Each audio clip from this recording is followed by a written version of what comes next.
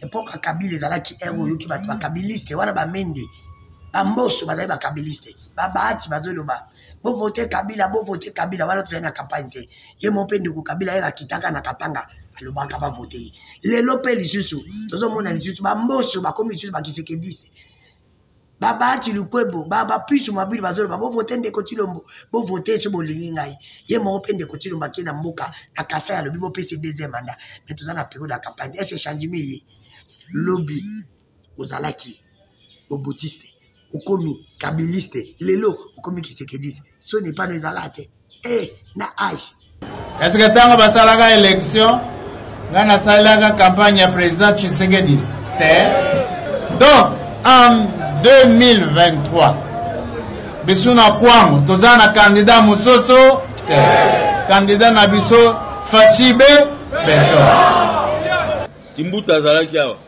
ville salité et l'autre côté européen yawa salité et l'autre côté européen zalaki donc voilà batu moko nazo comprendre bien batu abandonné. Je vais vous mettre une des preuves. Satan 2. C'est une visiteuse de marque ce jeudi 8 décembre 2022 dans la matinée sur les chantiers de l'université officielle de Mbujimayi. Conduite par le recteur Apollinaire Tshibakachi Kongo, Isabelle Kibasa Tshisekedi et sa suite sont venus s'enquérir de l'évolution des travaux. Financé par l'argent du RAM à hauteur de 42 millions de dollars américains, le chantier n'avance que trop lentement. Et oui, le registre d'appareils mobiles qui a fait couler encre et salive a pourtant permis de lancer les travaux de modernisation. 42 millions de dollars et bimaki pour la construction de l'université officielle de Mbujimayi. Misale Singela qui est si là dans 9 mois pour la construction, il y a 16 auditoires.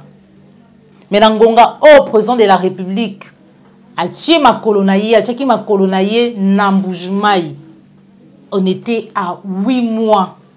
Il y a Misala. Mais, koka moi scandale, na évité surtout bien ngo sundeni parce qu'on dirait ba scandale à bout surtout besani nango c'est que tout la tout le kelango ba comme susu.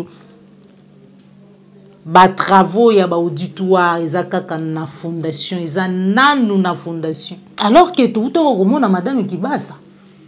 Ba to ba gérer là ki biso misolo ya ram 42 millions de dollars ont été déboursés, décaissés. Na caisse à l'État pour la construction de l'université à Mbujimayi. Puisque venir pendant un mandat de 5 ans, 3 fois dans les 5 ans, chaque année il vient ici, ça promet que les Kasaï oriental le portent à cœur. Que quand le président de la République, chaque fois qu'il n'est pas là, les travaux n'arrivent pas à bien se faire. Quelle honte! La population a effectivement raison et le chef de l'État a vécu ça d'ailleurs en visitant l'université.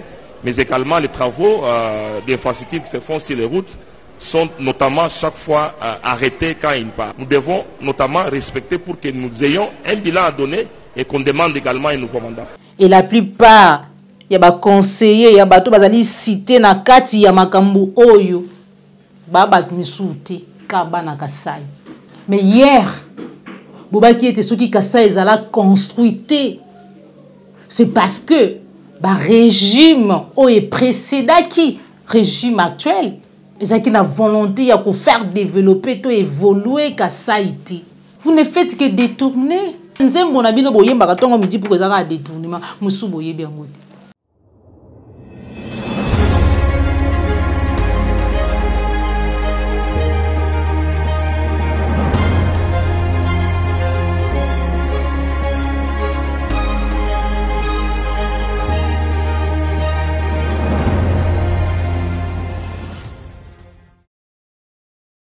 Bandeko Balandi a plus clair télévision à la chambre de vérité. Bandeko Balandi émission vérité de tous côtés. Mbote na bino bipaignon sur Joami Bino et Sengo Kutanana Bino. Encore une fois de plus, Mokolo Mwalelo, Tozali Bongo le 2 janvier 2023. Maman Joël Kombe, encore une fois de plus, ça n'a pas si bino mbote na bino bipaignon sur Joami Bino. Merci na Joël Gona gauche, chasseur d'image au Joami si ma caméra. Merci Bongo na baignon son vous allez kolanda biso awanengomba Kinshasa na République démocratique du Congo en général to baite na toute l'étendue ya République démocratique du Congo et na Libanda ya Mboka. lolenge boyebi bomesano na biso maman Joël Kombe na ye liboso na bino na numéro ya sika émission va être de tout côté bipai wapi to solo la kama mami matali mboka na biso politique sociale sécurité ya mboka na biso République démocratique du Congo ezalaki bongo mukolo lokola lelo le 2 janvier 2014 oyo mwana mboka le colonel Mamadou Mustafa Ndala asilaki kotika biso tué dans une embuscade Nangambo ya Ngandi sur la route nationale numéro 4 entre l'aéroport Yamavivi et le centre de la ville de Beni. Oh, les autres allaient rendre yé hommage vaillant soldat du peuple oh asila qui vraiment kopé sabomo inaye pour na mabele ya Congo pour na mboka na biso République démocratique du Congo ce qui était moli munayo et koka vraiment kopé mana kimia ozali moko ya symbole ya bolingo kati na mboka na biso à jamais na mitema na biso bande ko balandi ya Plus Clair Télévision elongo na bino to yebi ete to zali le 2 janvier 2023 pona bayo bazali ko estimer te sengeli to kini na maponomi pona changement ngonga changement sili kokuka ngonga changement koki parce que bientôt là c'est pas pour longtemps mais kolezali ya kotanga décembre 2023 ekozala kala mingité pona maponomi pona baye bazali ko banza ete sengeli to kende kaka na maponomi pour changer situation en mboka na biso pour bouter au état de nuire banguna pe ba uni ya mboka na biso même si choix ya peuple congolais alaka toujours pas respecté yango ezali moko ya ba crise ya ba cause ya crise o ezali na kati ya mboka na biso ba enrôlement ezali ko salima na ba condition biso surtout yebi o ba congolais bazali ko benga nanga junior na kombo ya Denis Kadima Nanzela Top Congo, asili kotali ça était impression en noir et blanc, zali ko présenter avantage ebelé, notamment réduction et à coût. Ça veut dire zali ko senga misolo ebelé té. A préciser peut-être délai à 1 mois pour l'enrôlement et vous allez respecter. Pe abaki si était impression et à carte en couleur. Ezali bongo sous responsabilité to na charge ya ONIP. Pe azali ko mona likama moko te na maignon so biso zali ko déplorer. Na o to zali ko benga échographie, na o to zali to yebi lo lenge bilonge bato ezali ko bima pona nanga junior lo lenge belé ba congolais ozali ko benga ye. Alobi ete zali na likama moko te. Bekasi to yebi ete zali na ngonga to pesa na période moko ba pesa ka batu na ba yi politique ba sala campagne na bango d'où il y a pas longtemps to landa ki bandeko c'est ça qui ko senga na ba média to pe na ba pandisango ete na ngonga oyo nanu campagne électorale bandité et sengeli na bango et sengeli na biso ko faire passer ba message aux alliés à campagne électorale mais kasi Mbosso Kodi a bandi campagne électorale. Président de la République y est quoi bandi campagne électorale. Nakasaya sengi na bakasaya ba voter ba pesa deuxième mandat. Ba ministre bisika bazali ko kina ba base électorale na bango ba ko senga ka déjà. Ba ko sala ka déjà pré-campagne tout ba te ba ko sala ka déjà campagne avant ngonga ya campagne e banda. Na wuto lobela ba changement. Est-ce qu'aujourd'hui pouvons-nous dire que changement autoba changement régime oh yona oh écocanité changement est-ce que les lots de Kobeta Solo il y a changement sur plusieurs points sur plusieurs domaines. Président Tshisekedi alobi ngape na kosada mutu mususu te na kambati kaka ndeko ya kwa ya pesi ngai.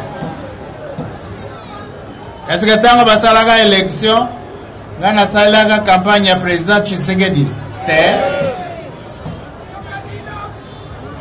na salaka yete mais tango ya azwi bukunzi alobi ndeko yaka tosala elongo tango ye akanisi biso sika biso bana kwango tokosala iloko nini tokokanisa ye. Donc en 2023 biso na kwango toza na candidat mosusu te. Candidat na biso Fachibe Beto. Biso candidat Tshisekedi. Toza na moto mosusu te.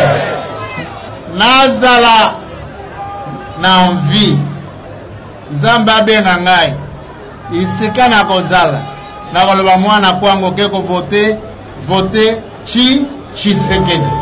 Boyebi papa ya Tshisekedi, boyebi mama Tshisekedi.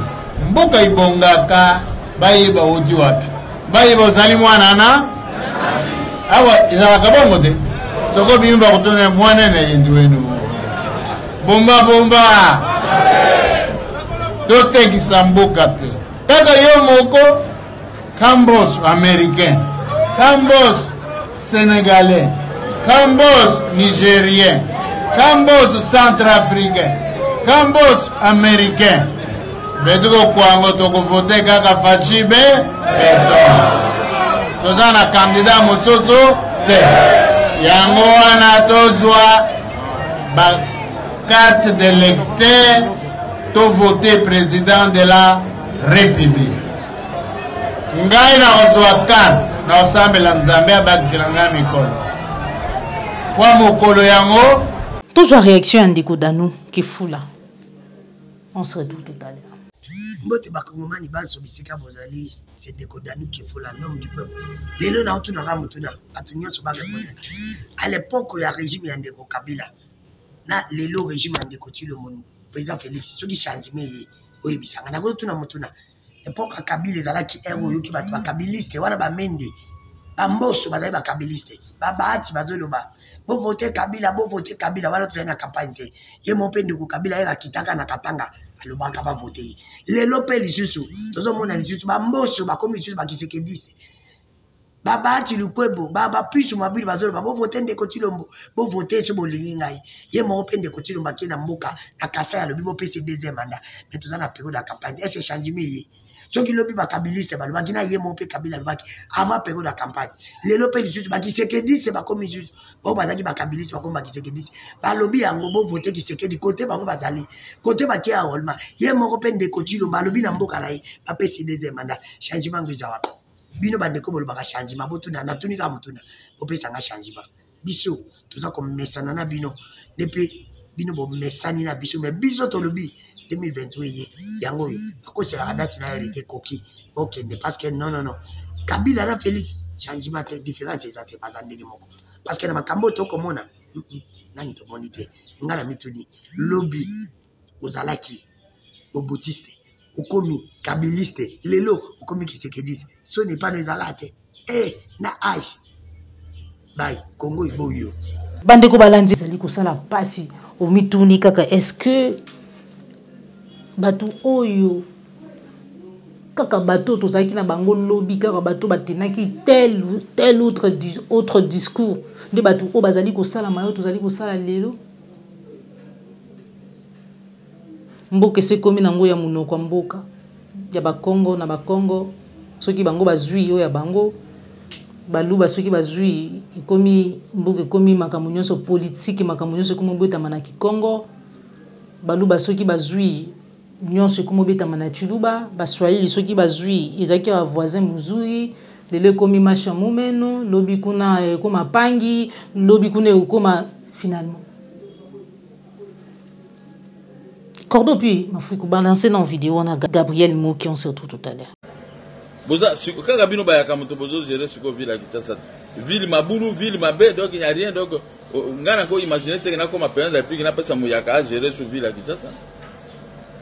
Timbuta zalaki awa ville salité l'autre côté européen yawa salité l'autre côté européen zalaki donc boyaka batu moko nazo comprendre bino batu abandonné te. Na comprendre bino batu abandonné te. Oui, mais la classe bolobaka. Mais si le plan pratique. Na liro yo. Ya mboka na munoko mboka. Tosuka bodi.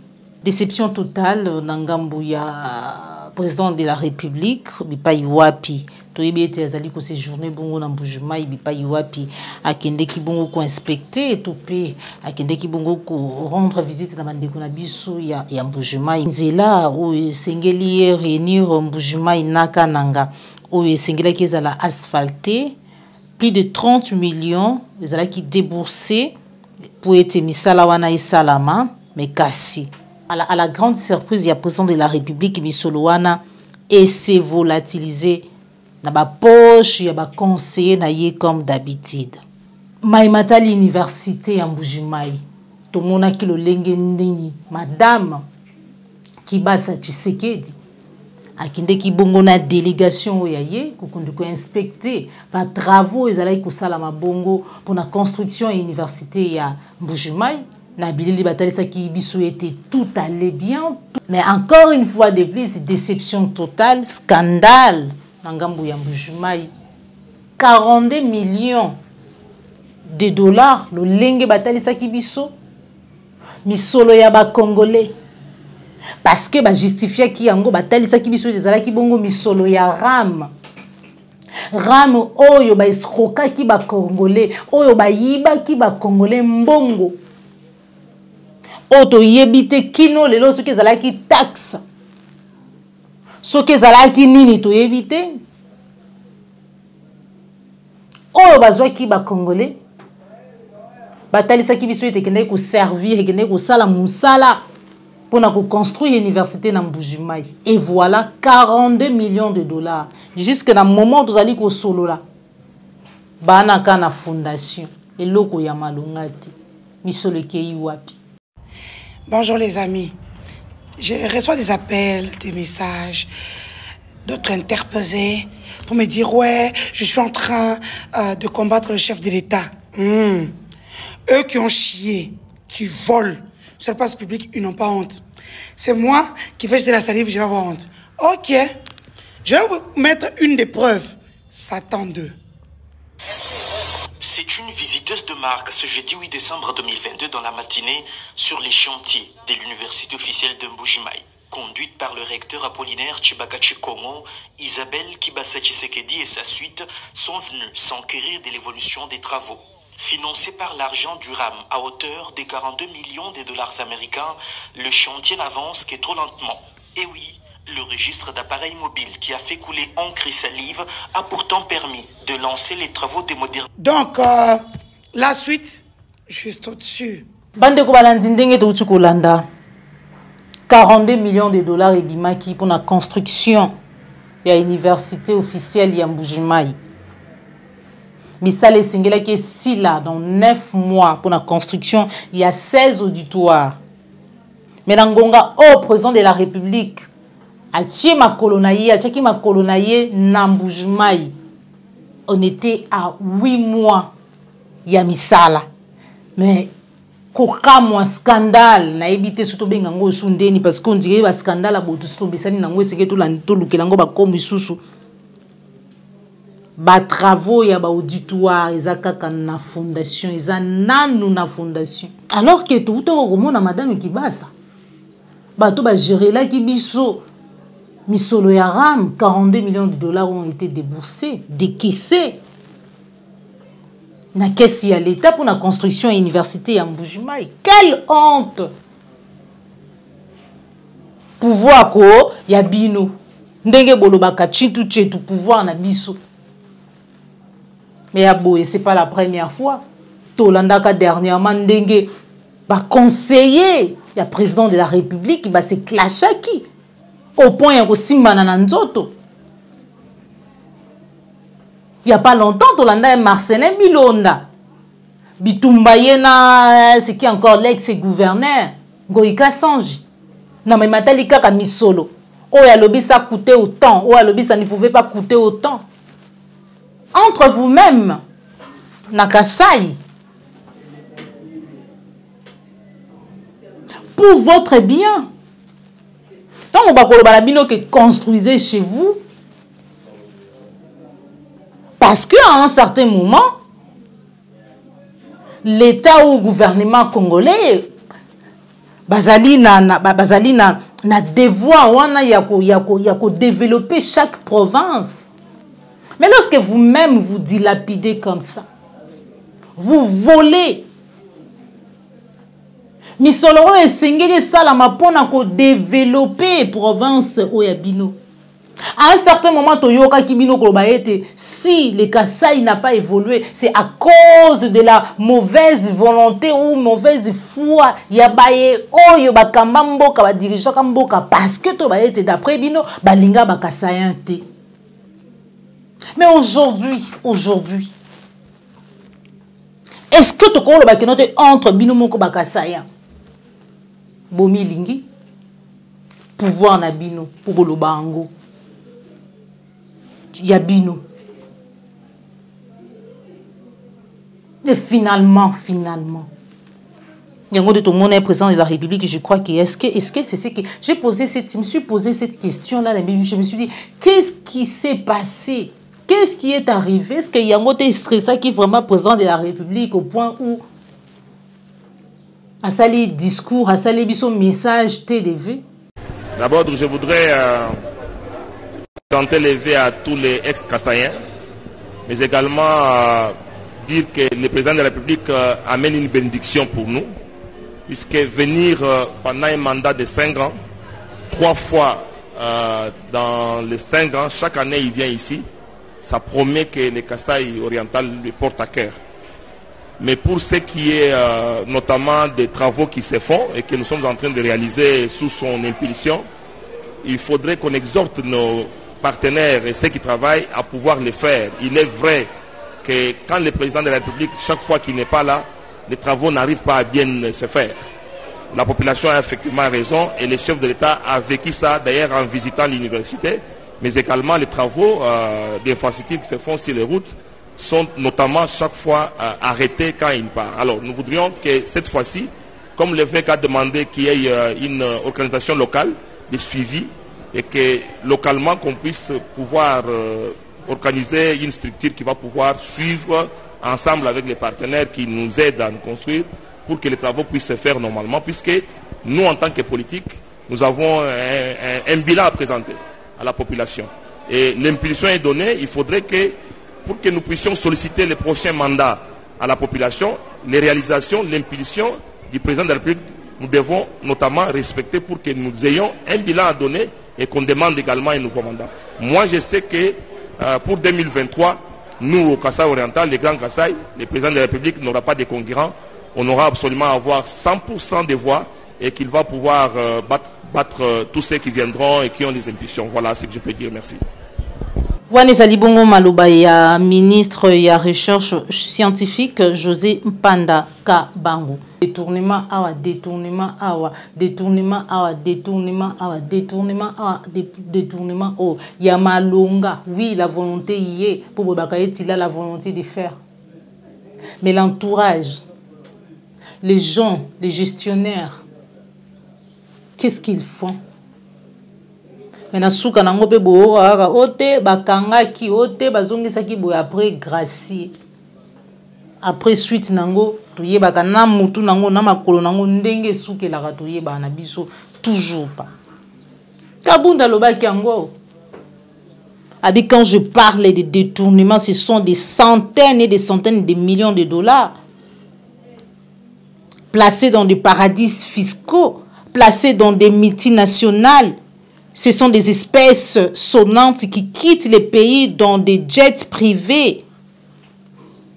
Des détournements et des détournements, des centaines et des centaines de millions de dollars.